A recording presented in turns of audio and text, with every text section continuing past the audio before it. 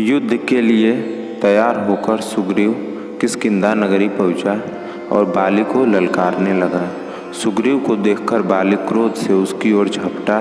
भयंकर मल्ल युद्ध होने लगा। बाली की मार खाकर सुग्रीव किसी तरह प्राण लेकर भागा। बाली ने कुछ दूर तक पीछा भी किया, परंतु जब वह ऋष्यमुख पर्वत के निकट पहुंच गया तब बाली लौट आया। राम धनुष पर बाढ़ चढ़ाए देखते ही रह गए। थोड़ी देर बाद राम भी सुग्रीव के पास पहुंच गए। राम को देखकर सुग्रीव को क्रोध आया। वह बोला, मुझको आपने बड़ा धोखा दिया। यदि बाली को नहीं मारना था तो मुझे भेजा ही क्यों?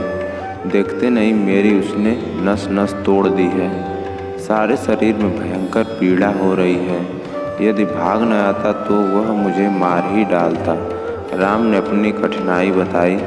तुम दोनों भाई शक्ल सूरत में इतने मिलते जुलते हो कि मैं बाली को निश्चयपूर्वक नहीं पहचान सका। धोखे में यदि बाण तुम्हें लग जाता तो बड़ा अनर्थ होता। इतना कहकर राम ने सुग्रीव के शरीर पर हाथ फेरा। उसकी सब पीड़ा जाती रही। उसकी देह वज्र की तरह कठोर हो गया। राम ने सुग्रीव के गले में नागपुष्पी की लता माला की तरह पहना दी और सुग्रीव से कहा कि अब फिर युद्ध के लिए जाओ। सुग्रीव बहुत डरा हुआ था, परंतु राम के अनुरोध करने पर वह चला गया और नगर के द्वार पर पहुंचकर सिंह की भांति गरजने लगा। बाली अंतःपुर में था। सुग्रीव की आवाज़ सुनकर वह पैर पटकता हुआ दौड़ा। बाली की स्त्री तारा बड़ी बुद्धिमती थी। उसने सोचा कि अभी अभी सुग्रीव हार कर भागा है, इतनी जल्दी फिर कैसे ललकार रहा है। जरूर कोई न कोई बलवान योद्धा उसके पीछे है। इसलिए उसने बाली को जाने से रोका और कहा कि मैंने अंगद से सुना है कि अयोध्या के 2 वीर राजकुमार इधर आए हैं। कौन जाने सुग्रीव से उसकी मित्रता हो गई हो। आप इस समय न जाएं, मेरा मन कुछ ऐसा ही हो रहा है। गुप्तचरों से सही बात पता लगा लें। अगर मेरा अनुमान सही है तो आप भी राम से मिल लें। वे वीर और धर्मात्मा हैं। फिर सुग्रीव भी आपका छोटा भाई ही तो है, उसे युवराज बनाकर अपना लें। बाली ने तारा को डांट दिया और कहा, सुग्रीव भाई नहीं बैरी है।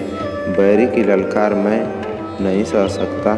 फिर तूने ही कहा है कि राम धर्मात्मा है, वे अकारण मुझे क्यों मारेंगे? इतना वचन मैं तुझे भी देता हूँ कि मैं सुग्रीव को जान से नहीं मारूंगा, बस उसका अहंकार चूर करके छोड़ दूंगा। बाली ने दूसरी बार युद्ध में सुग्रीव को एक घूसा मारा। उसके मुंह से रक्त निकलने लगा। वह संभल कर फिर युद्ध करने लगा। चपेटों की आवाज़ तड़ातड़ होने लगी। धीरे धीरे सुग्रीव का बल क्षीण होने लगा। सुग्रीव को व्याकुल देखकर राम ने एक कठोर बाण बाली को लक्ष्य बनाकर छोड़ दिया। बाली का सीना फट गया और वह पृथ्वी पर गिर पड़ा। बाली के गिरते ही सुग्रीव के सभी साथी प्रकट हो गए। बाली ने देखा कि सामने धनुष चढ़ाए राम खड़े हैं। बाली ने उनसे प्रश्न किए, मैंने आपका क्या बिगाड़ा था? न तो मैंने आपका अपमान किया और न आपके राज्य पर चढ़ाई की। आपने यह अधर्म क्यों किया? तो आप कपट वेशधारी छलिया लगते हैं। संसार को आप क्या जवाब देंगे? मुझसे लड़ना ही था तो सामने आकर लड़ते। रही सुग्रीव से मित्रता की बात, यदि मुझसे कहते तो मैं एक ही दिन में रावण और मंदोदरी समेत सीता जी को लाकर आपको दे देता। बाली पीड़ा से बेचैन था, अधिक बोल न सका। राम को बाली की बातों पर रोष सा आया। वे बोले, बाली, जिस धर्म की तुम दुहाई देते हो, मेरा काम उसी के अनुसार हुआ है। तुमने अपने छोटे भाई की स्त्री को उसके जीते जी अपने घर में रख लिया है। उसकी पत्नी रूमा तुम्हारे लिए बेटी के समान है।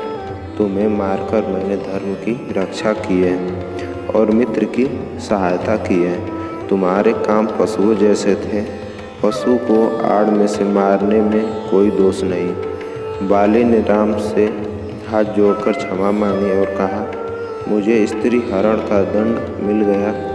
अपने लिए मुझे कोई चिंता नहीं। मेरी स्त्री तारा अनाथ हो गई है और मेरा इकलौता बेटा अंगद भी अनाथ हो गया। इन पर कृपा कीजिए। राम ने सुग्रीव के सामने ही बाली को आश्वासन दिया। तभी तारा भी रोती रोती आई और पति से लिपटकर विलाप करने लगी। बाली ने एक बार आंख खोली और सुग्रीव को इशारे से अपने पास बुलाया और धीरे से कहा, सुग्रीव, मैं सदा के लिए जा रहा हूँ। पिछली बातों को भूल जाओ। सब भाग्य का खेल था। किष्किंधा का राज मैं तुम्हें खुशी से देता हूँ।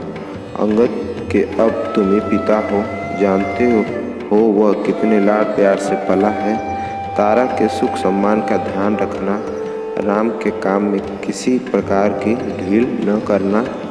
इतना कहकर बाली ने अपने गले की माला उतारकर सुग्रीव के गले में डाल दी।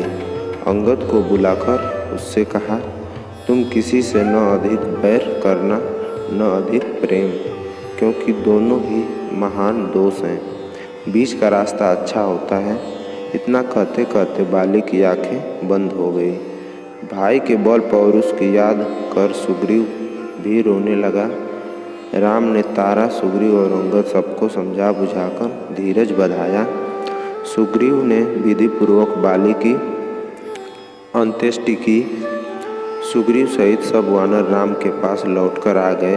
राम ने सुग्रीव से कहा, वानर राज, अब नगर में जाकर अपना राजतिलक कराओ और अंगद को अपना युवराज बनाओ। अब वर्षा ऋतु आ गई है। मैं प्रश्रवण पहाड़ पर रहूँगा। वर्षा समाप्त होते ही आ जाओ और सीता की खोज में लग जाओ। सुग्रीव बोला, जैसी आपकी आज्ञा होगी वैसा निश्चय ही करूँगा। मैं प्रतिज्ञा करता हूँ कि वर्षा समाप्त होते ही वानर सीता की खोज में निकल जाएंगे।